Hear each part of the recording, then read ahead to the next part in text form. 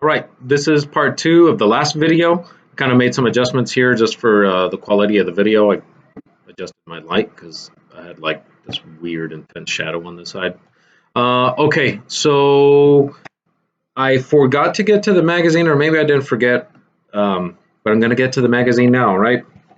So there's a couple different things that you can do with a magazine. You can treat it, like a traditional collage where you cut pieces out, whether it's the script writing from an article or the images from the article or just the color of the paper. So all that stuff's sort of common. What I want to do is maybe try different things or try maybe non-traditional things that you might not find like, I don't know, in another video that you can't kind of just discover yourself, right? One thing that I thought was interesting was I cut this piece out from the magazine. Doesn't really matter what the article is. And so what I did was I was thinking of the script not just as script, but as a pattern. You can keep some of the script or the writing if you want. Here we're looking at it there. But what I did is I sort of blacked out some of it because I wanted to think of it more like a pattern instead of like script this way. Maybe something that's just kind of like stripes or lines like that, right? So what would that look like? So we still have the same setup. I'm gonna bring this down, excuse me, okay? Right, and you can kind of create with whatever pattern that you want. Let me move some of this stuff. So I started with sort of an irregular pattern here. I'm keeping some of the script lines and then I'm eliminating others by highlighting them, quote unquote, with black and filling them in sort of like this. So that's just something I found might be interesting, and I might add that in a little bit to whatever it is that I'm doing. Now, an interesting side effect, I sort of got like an accidental, transfer onto my board here by working on this. Kind of the same thing that would happen if you were using a pencil and then rubbing the back of the sheet onto another sheet. The pencil lead would sort of transfer or essentially print or stamp onto the second sheet.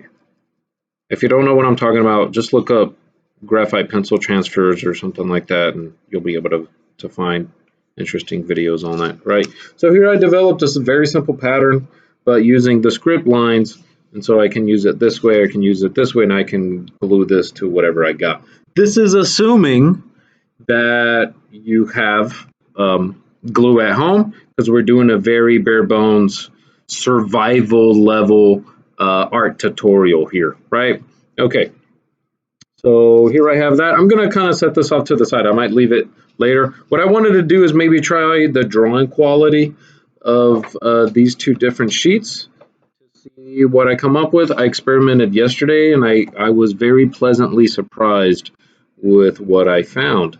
So let's go ahead and start with a pencil, something that you might usually start off with, right? I'm going to move that over. And I'm going to start with my Kid Cuisine box. There we go. You remember? All right. Okay, so I'm going to start drawing on top of this. I don't know. Let's see. Okay, so I'm just going to make, let's say, an oval like that. And I'm just going to exercise some regular drawing techniques, see what they look like on the surface. I haven't worked on this white paper before that's used for packaging. So let me just do some cross hatching here. And it's not bad. I like that because it used to be a box, it's a little bit thicker. And so it's almost like working on a cardstock sheet. If you're in my class or you've had my class before, you know that we use cardstock a lot, right? And this is about the same size. What would I call this? I don't know, 9 by 7, something like that. So not too dissimilar from the regular cardstock sheet that we're used to using, right? So that would feel or seem familiar. Now, what I want to do I know in my class we're used to using B pencils or ebony pencils. Let's say the pencil that you're using, you could go more intense, but it's just sort of more effort and time consuming than you want. Since we're experimenting anyway and we're in a survival situation, quote unquote, right? Let's go ahead and maybe experiment with our tools and make it a little bit more mixed media. So I'm gonna get my pen here so that I can have some really dark, intense spots on my ovular sphere, I think is what they're called. So here we go. I'm continuing with my cross-hatching technique. I'm the type of artist where instead of making one perfect layer, I would rather do a bunch of smaller, thinner layers. I don't know why. I think maybe it's because I'm impatient. So if you see me kind of go back and forth a lot, it's still going to end up with the same intensity. It's just going to take more layers to get there, is how I see it. So let's see.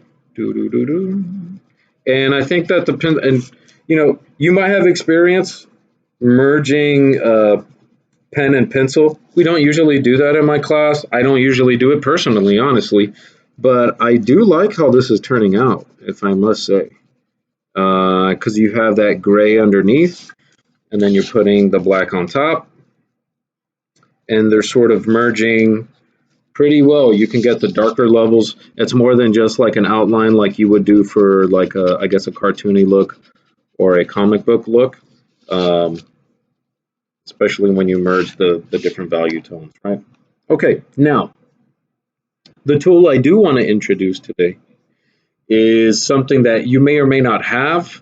It's a little bit sort of, I guess, like extra or bonus compared to the bare bones survival stuff that we've been using. I'm saying bare bones a lot. I promise. I'm going to try not to say it again. All right. So here I picked up some of the crayons that my daughters use. Huh? Now I'm sort of snobby. I'm not used to using crayons, but I think I'm going to be pleasantly surprised. So let's see. Here I have this sort of shape. What do I want to use? I think I'll go with the green. You know what? No, I'm going to go with this red. And so with the space that's left, this seems like the brightest spot, so I'm going to leave that alone. And then I'm going to use the crayon on top. And the crayon's going to be nice and smooth.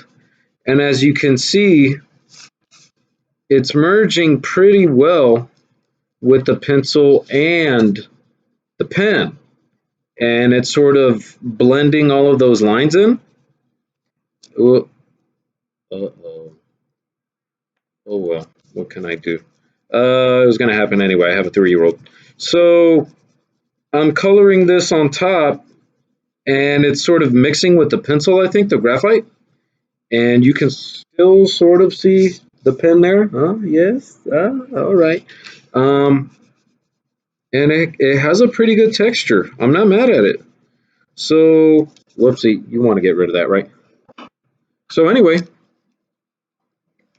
here I have sort of this egg type of form, and I mixed those 3 different media together. Now, if you have a lot of this like outside, sort of like fuzzy edge, I personally don't like that.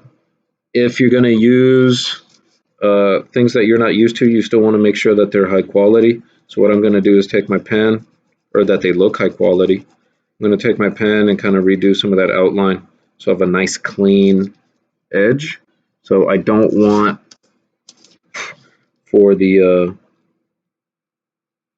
crayon to be like too rogue or whatever outside of the boundaries. I guess I'm being picky for this. I think with crayon you can scratch it off a little bit. I'm kind of trying. It's sort of working, not really. Whoops. You know what? I might use the pencil instead of the pen. So let's see. Some of this edge. Let me fade the pencil in. See if that works. All right, looks a little cleaner, dude. And okay, that looks a little bit better. Excuse me. And I think the pen I'll finish off for this corner right here.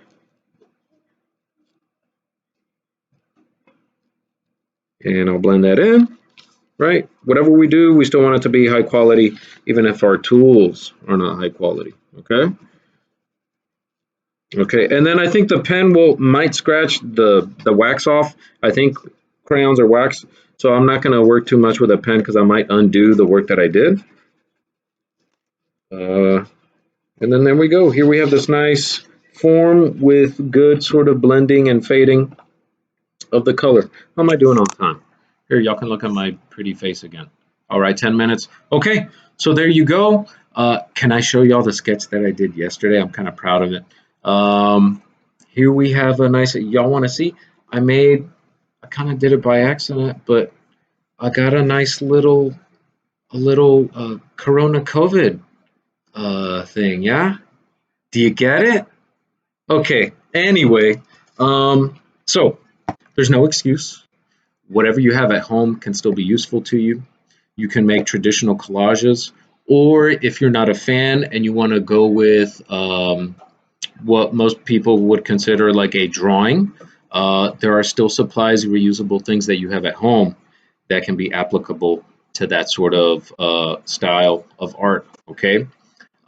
Remember, I don't know how long we're going to be gone, so while we're still distance learning and distance teaching, I'm going to continue to make these videos.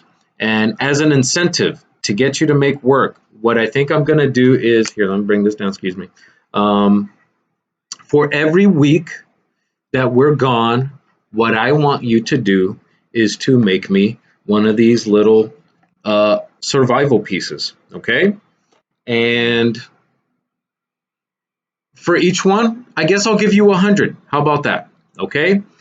If you don't make anything and we still come back in another month, you're taking your grade into your own hands.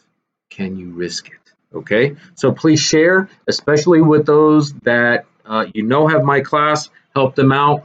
We can continue to make artwork. We can continue to be fruitful. We can continue to be creative, right? So figure out what you have at home. There's no limit. Don't destroy anything that your parents want to keep, because then you're going to have another problem. But continue to make work. Reach out to me on social media, right? Instagram is F Rodriguez Art, and same thing on Twitter. Okay. All right. So be safe, be good, clean everything, and I'll see you when we get back. Okay. Goodbye.